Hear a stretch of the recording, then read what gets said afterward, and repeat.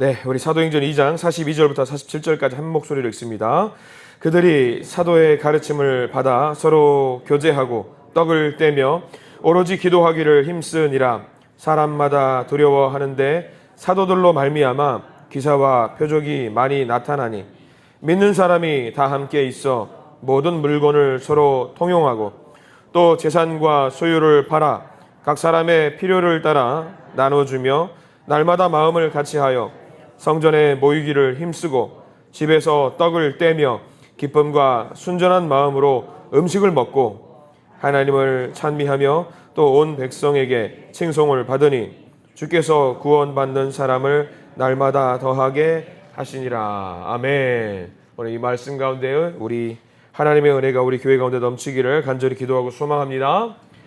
이 시간 기도하는 마음으로 고백합니다. 하나님의 은혜가 지금 저에게 임하기를 기도합니다. 우리 옆 사람 축복하면서 하나님의 은혜가 지금 여러분에게 임하기를 기도합니다. 아멘. 우리 2026년 달려가고 있습니다. 한신교회가 우뚝 서기를 원하는 초석 작업을 좀 하고 있는데요. 예배, 그 다음 뭐였죠? 말씀, 그 다음은 기도, 그리고 어제는 공동체에 대한 이야기를 했고요. 오늘은 나눔에 대한 이야기를 좀 하려고 합니다. 우리 교회가 하나님께서 정말 기뻐하시는 나눔의 교회가 되기를 간절히 기도하고 소망합니다. 나눔의 교회가 되어야 됩니다. 우리 교회의 최종 목적지가 어딘지 여러분들 한번 생각해 보신 적이 있는지 모르겠습니다. 사람은요, 개인은요, 믿는 사람 한 명 그 개인의 최종적인 목적지가 어딜 것 같아요, 여러분들? 나는 어디 가길 원합니다. 나는 천국 가기를 원합니다가 보통 이런 목적이 있어요. 하나님 나라 가기를 원하는 목적지. 우리 교회는 어디가 최종 목적지일까? 여러분 한번 생각을 해보신 적이 있는지 모르겠습니다. 성장? 발전? 새 가족이 많이 늘어나는 거? 등록 가족이 늘어나는 거? 어디까지 우리 교회가 가야 될지 여러분들 한번 생각해 보신 적이 있는지 모르겠습니다. 성경에 보면은요, 가장 이상적인 교회의 모습이 이미 기록이 되어 있습니다. 우리가 그 교회의 모습만 잘 따라가도 되거든요. 성경에 나와 있어요. 신약 성경에 이미 이상적인 교회의 가장 아름다운 모습을 보여주셨는데 여러분들 알고 계시는 초대교회 마가의 다락방에 모였던 성도들의 모습이 아마 교회의 가장 이상적인 모습이 아닐까 생각을 하게 되는 거예요. 성령의 임재가 있어요. 200명의 성도들이 이런 좁은 공간에 모여서 예배를 드리는데 각자 모든 성도들 한 명 한 명에 뭐가 있냐면 머리 위에 성령의 임재가 있어요. 그리고 그 성령의 임재를 경험한 성도들이 나가서 복음을 전합니다. 뜨거운 마음을 가지고 예수를 전해야 되겠다라는 그 마음을 가지고 복음을 전하는데 무슨 일이 발생됐느냐? 복음을 전하는 족족 다 받아들여요. 3,000명의 성도가 늘어납니다. 그 200명의 성도가 복음을 전하는데 그 다음 주에 3,000명의 성도가 늘어나요. 그리고 거기서 끝이는 게 아니라 5,000명의 성도가 또 늘어나고요. 엄청나게 부흥 발전 성장하는 겁니다. 성전의 미문 사건이라고 우리가 읽었던 본문에 사도행전 2장을 우리가 읽었습니다만은 3장 말씀에는요, 성전 미문 사건이라고 해서 놀라울 정도로 많은 이 미문 사건을 중심으로 회개하는 사람들이 늘어납니다. 여러분들 우리가 2장의 말씀을 읽었는데 조금 페이지를 넘겨볼까요? 4장 4절 한번 보실래요? 여러분 4장 4절. 여기도 여러분들 성경책에 밑줄이 그어져 있으면 좋겠는데 4장 4절 읽어보겠습니다. 시작. 말씀을 들은 사람 중에 믿는 자가 많으니 남자의 수가 약 5,000이나 되었더라. 남자의 숫자만 5,000명이에요. 남자의 숫자만 5,000명. 근데 보통 2배 아니에요. 여자 성도들은 남자 숫자가 2배가 아니라 보통 3배에서 4배가 됩니다. 그러면 이때 복음을 받아들이는 숫자가 아무리 보수적으로 잡아도 1,500명 내지는 2,000명 그렇게 2만 명 그렇게까지도 늘어날 수가 있는 거예요. 여러분 웃기는 거죠. 여러분들 2만 명 생각해 보세요. 200명 성도가 복음을 전했는데 몇 명이 복음을 받아들였다? 2만 명이 받아들였다. 이거는 가히 기가 막힌 일입니다. 왜 기가 막힌 일이냐? 이때 당시 예루살렘 성전에 예루살렘 도성에 살고 있었던 사람 숫자가 몇 명인 줄 아세요? 3만 명밖에 안 돼요. 3만 명밖에 안 되는데 2만 명이 복음을 받아들였대요. 이거는 가히 기가 막힐 노릇입니다. 물론 조금 이따 말씀을 좀 보면서 2만 명이 될 수도 있었겠다 이해할 수 있는 부분들이 분명히 있습니다. 중요한 것은요, 숫자가 중요한 게 아니에요. 숫자가 중요한 게 아니라 복음을 받아들이는 숫자가 막 3,000명, 5,000명 늘어나는데 그들이 그 가운데서 무엇을 했는지가 가장 중요해요. 무엇을 했는지가 교회 공동체가 보여주는 가장 이상적인 모습이기 때문입니다. 자, 이상적인 교회의 모습이 다시 원래 오늘 우리가 읽었던 본문으로 돌아갑니다. 2장 47절 말씀, 교회가 이렇게 되어야 된다라는 것을 보여주는 모습이 2장 47절 말씀에 나와 있습니다. 우리 읽어보겠습니다. 시작. 하나님을 찬미하며 또 온 백성에게 칭송을 받으니 주께서 구원받는 사람을 날마다 더하게 하시니라. 초대교회가 어떤 교회가 되었느냐? 우선은 하나님을 찬미하는 교회가 되었다라고 하는 거예요. 하나님을 찬미하는 교회. 하나님을 찬미하니까 그 모습이 너무 아름다우니까 주변에 있는 사람들에게 칭송받는 교회가 되었다라고 하고 있습니다. 우리 한신교회, 하나님께 찬미하는 교회 맞습니다. 그러면 그 다음 우리 교회는 백성에게 칭송을 받은 교회 맞습니까? 이 지역사회에서 우리가 칭찬받는 교회가 맞는지 우리가 먼저 점검을 해봐야 되는 거예요. 칭찬받는 교회인지, 칭찬받는 성도인지, 여러분들 세상 가운데 나갔을 때에 칭찬받는 성도가 맞습니까? 우리가 그걸 생각해 봐야 돼요. 교회는 그게 가장 아름다운 본질. 먼저 하나님을 찬미하는 교회가 돼야 됩니다. 이게 먼저입니다. 우리가 앞에서는 예배와 말씀과 기도로 하나님께 돌아가자라는 이야기를 가지고 말씀을 드렸지요. 그게 먼저 이루어져야 됩니다. 그게 하나님을 찬미하는 겁니다. 교회가 교회다움을 가장 유지하는 방법은 그것입니다. 그 다음은 무슨 일을 했냐 그거죠. 교회가 교회다운 일을 했겠지요. 무슨 일을 했을까? 자, 42절과 43절. 오늘 우리가 나눠야 될 핵심입니다.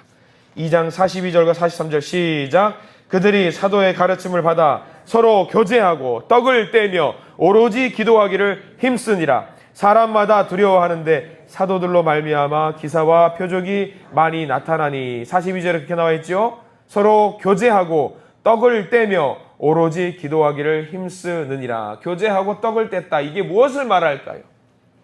이게 무엇을 말할까요? 이게 바로 나눴다라는 이야기입니다. 서로 가진 것을 나눴다라는 거예요. 서로 성령 충만하게 예배를 드리고 말씀을 묵상하고 기도를 하니까, 공동체를 생각하니까 변화가 일어나요. 이전에는 나만 생각했습니다. 이전에는 나만 생각했어요. 나만 잘 먹고 잘 살면 되지. 근데 점점 은혜를 받으니까 그게 아니더라는 거예요. 내 옆에 있는 사람이 보이더라는 거예요. 내 옆에 있는 사람의 형편이 보이고요. 내 앞뒤에 있는 사람의 어떤 어려운 상황이 보이게 된 거예요. 그것이 나의 일로 여겨지게 되더라는 겁니다. 오늘 특별히 사도행전 2장과 3장, 4장, 5장의 배경은 오순절입니다. 마가의 다락방 오순절 사건 아시죠? 물론 이때는 오순절 사건이 없었어요. 이때는 구약의 문화에 따라서 구약의 예배의 습관을 따라갔습니다. 이때는 77절이라고 해서 모든 이스라엘 백성들이 예루살렘에 모여서 예배를 드리는 때입니다. 아까 말씀드렸죠. 예루살렘 성전에 몇 명이 살고 있었다? 3만 명 정도 살고 있었다. 근데 이 성전에 모든 사람들이 모여서 예배 드릴 때는요, 이 3만 명 성전이 아니라 몇몇 명이 운집하냐면 무려 270만 명이 운집을 한대요. 예배 드리기 위해서. 그러면 우리가 이해되죠. 270만 명 중에 3천 명이 복음을 받아들였다. 아, 이해가 된다. 270만 명 성도들이 모였는데 그 중에 5천 명이 복음을 받아들였다. 아, 이해가 되는 거예요. 아, 그러면 이해가 되는 거지. 근데 예루살렘 토착민이 아니라 오고 가는 많은 사람들이 복음을 받아들이고 믿었다라는 건데, 좋은 일이죠. 3천 명이 복음을 받아들였고 5천 명이 복음을 받아들였도 즐거운 일입니다. 좋은 일입니다. 문제가 생겼습니다. 공식 예배가 있었어요. 이 성전에서 이 77절에 예배를 드리고 모든 과정이 끝났는데, 이제 예배가 끝났으면 은혜 받고 이제 그 은혜 받은 마음으로 각자 있는 곳으로 돌아가야 되는데, 사람들이 집에 갔어요, 안 갔어요? 안 가요. 초대교회 그 공동체에 모여서 같이 살아요. 왜? 성령 받으니까, 너무 좋으니까, 행복하니까, 믿음의 교제를 더 하고 싶으니까 집에 안 가는 거예요. 주일날 제가 말씀드렸죠. 제가 집집마다 갔는데 저녁 식사까지 했어요. 집에 가요, 안 가요? 제가 안 가요. 그럼 여러분들 좋다고 하셨죠? 그 마음 여전히 유효하시죠? 아니 3,000명, 5,000명이 함께 모여서 예배를 드리는데 집에를 안 가는 거예요. 뜨거워서, 행복해서 여기서 예배를 드려요. 성령 받아요. 집에를 안 가요. 그럼 여러분들 제일 먼저 무슨 생각을 해요? 먹을 거, 입을 거, 그런 생필품이 생각이 나지 않겠어요? 마찬가지예요. 초대교회에 문제가 생겼어요. 복음을 받아들이고 많은 사람들이 뜨거워졌는데 제한된 공간이 있어요. 제한된 생필품이 있어요. 초대교회 공동체가 몇백 명이었어요. 200명이죠. 200명 성도에서 순간적으로 3,000명, 5,000명이 됐어요. 상상이 가세요? 상상이 잘 안 될 겁니다. 우리 교회가 갑자기 부흥이 됐어요. 우리 새벽 예배 인원들, 이 고정적인 인원에서 예배드리다가 갑자기 성도가 3,000명이 늘어났어요. 좋아요, 안 좋아요? 진짜 좋아요? 진짜 좋아요? 좋은 거 맞아요? 5,000명이 됐어요. 이 좁은 공간에서 5,000명이 예배드려요. 돼요, 안 돼요? 돼요. 아유, 우리 장로님 감사합니다. 상상만 해도 좋아요. 정말 속된 말로 미치고 팔짝 뛸 정도로 좋아요. 너무 좋아요.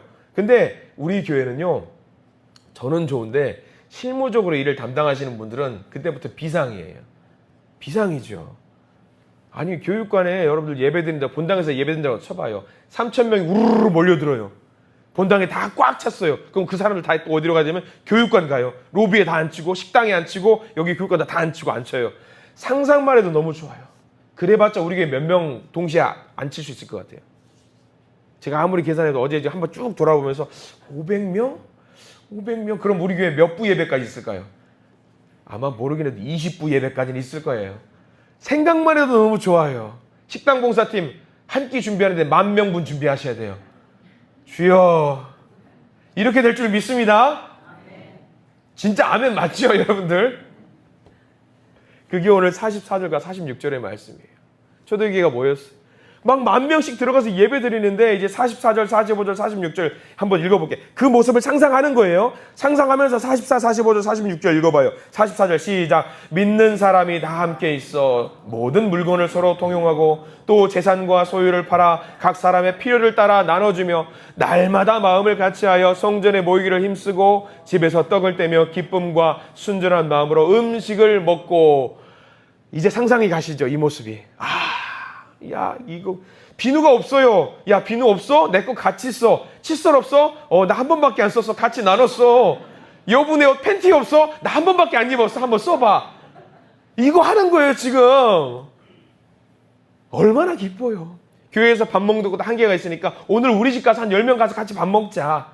성도들마다 집에 가서 같이 자고 같이 생활하고 다시 예배드리고 순전한 마음으로 교제가 이루어지는 거죠. 저는 이 모습이 너무 아름다운 모습이에요, 사실. 우리는 무미건조하게 성경을 읽죠. 근데 상상해 보세요. 야, 생각만 해도 너무 즐거운 거예요. 저는 이 아름다운 역사가 우리 한신교회도 일어나기를 간절히 축원합니다. 이 나눔의 역사가 우리 한신교회에서 일어나기를 축원합니다. 이 나눔이 어디서부터 시작이 되느냐? 거창하게 시작된 게 아니었어요. 작은 거, 내가 가지고 있는 거.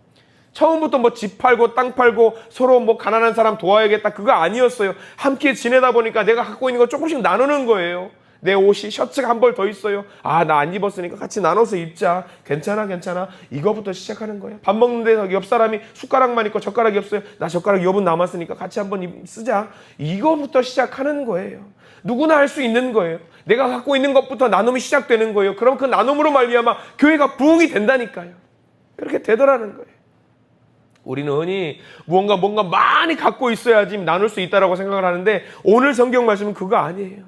뭐가 여유가 넘쳐야지 나눌 수 있다고 생각하죠. 그거 아니에요. 나눔은요 하나님의 마음을 갖고 있는 것을, 그 작은 것부터 시작을 하는 거예요. 심지어 오늘 성경 말씀 재밌는 거 있어요. 뭐냐면요, 나눌 게 하나도 없어요.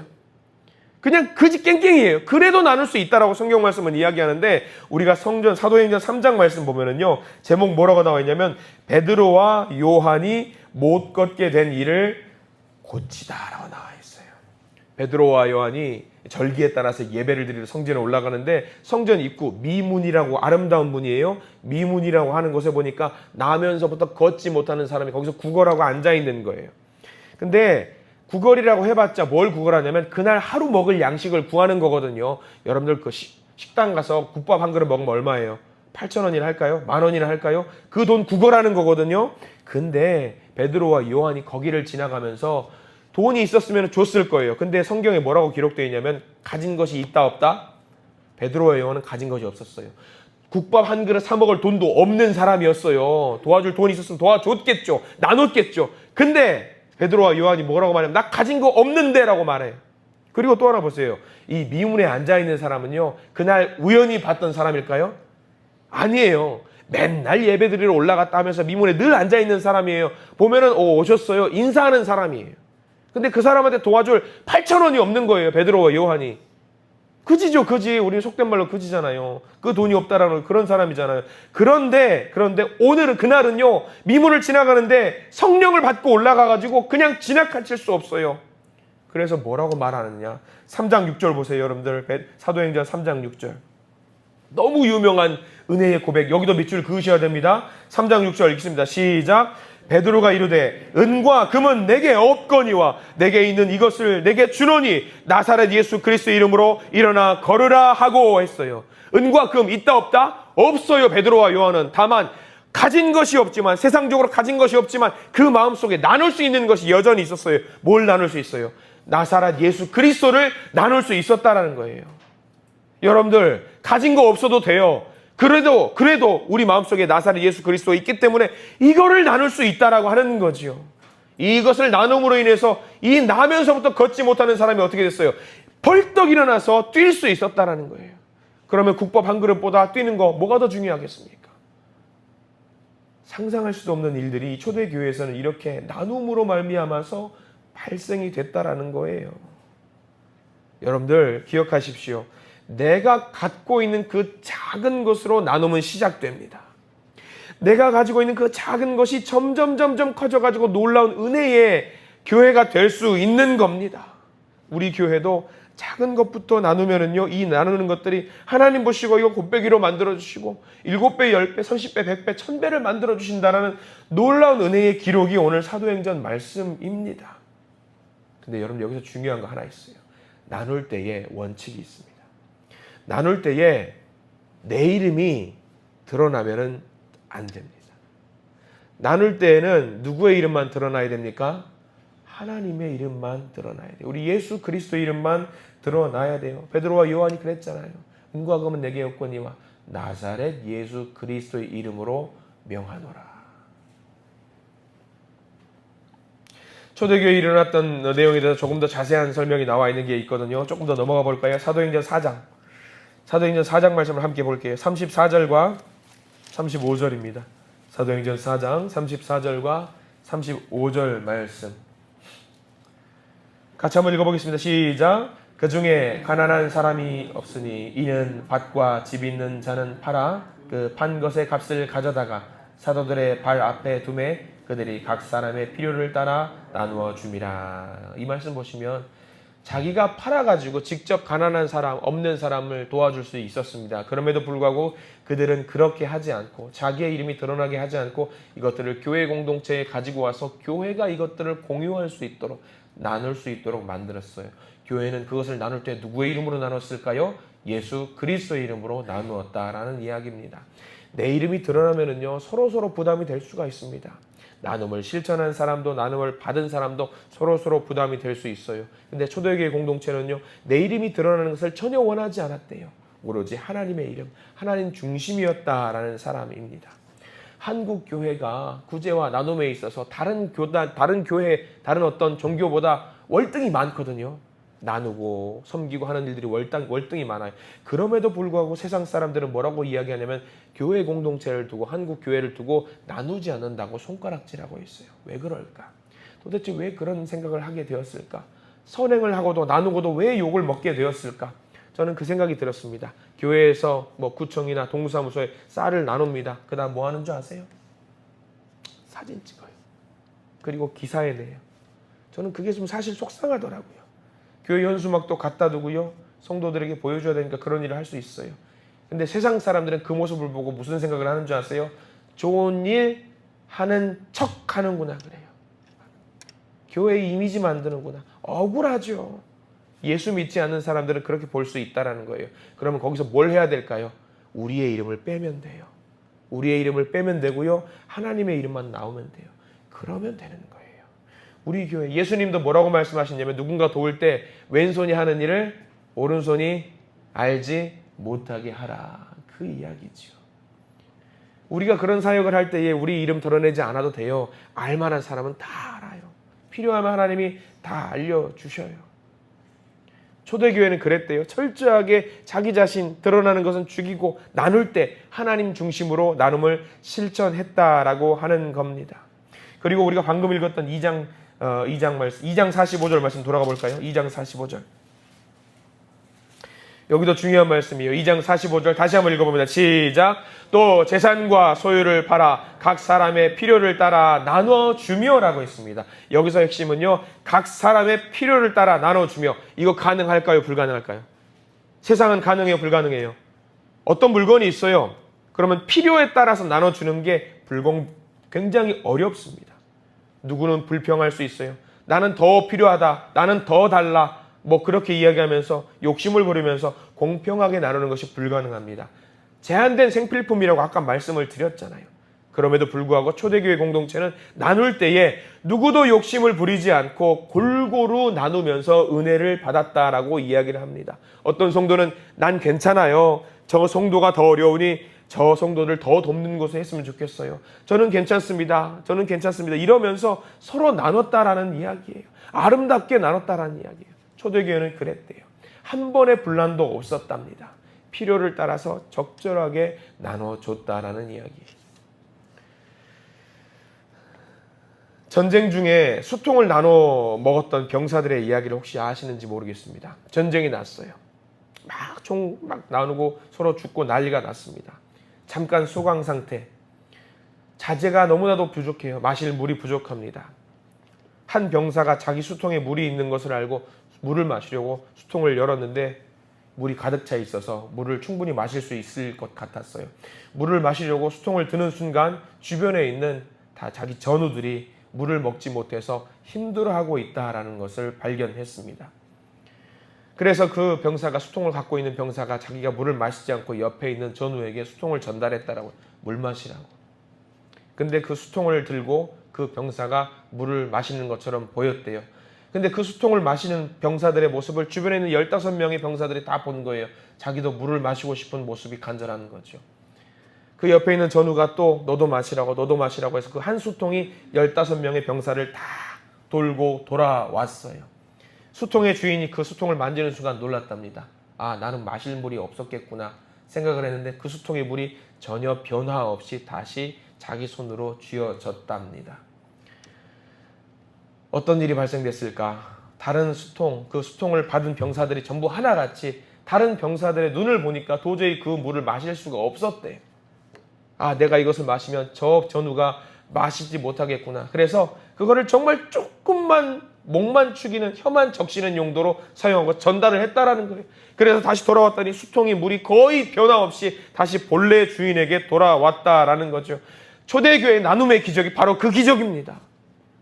나는 좀 덜 가져도 돼.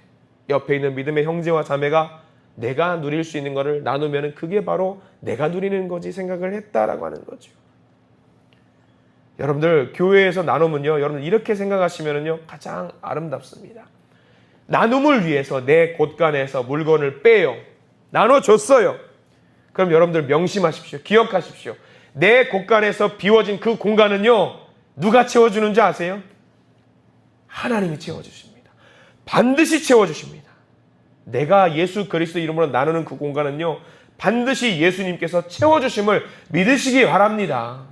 그래서 염려하지도 마세요. 내 자산이 없어졌다고 염려하지 마세요. 나눔의 자리는요, 하나님의 임재가 시작이 되는 자리입니다. 하나님의 채움이 시작되는 자리입니다. 저는 우리 2026년에 우리 교회가 항상 나누는 믿음의 공동체가 되기를 소망합니다. 여호와께 돌아가는 방법 어렵지 않습니다. 여러분들 초대교회가 했던 것처럼 나누시기 바랍니다. 나누면은요, 여호와께 돌아갈 수 있습니다. 나누지 못하면은요, 이 나누지 못하는 것에 집착하느라 여호와께 못 돌아갑니다. 나누세요.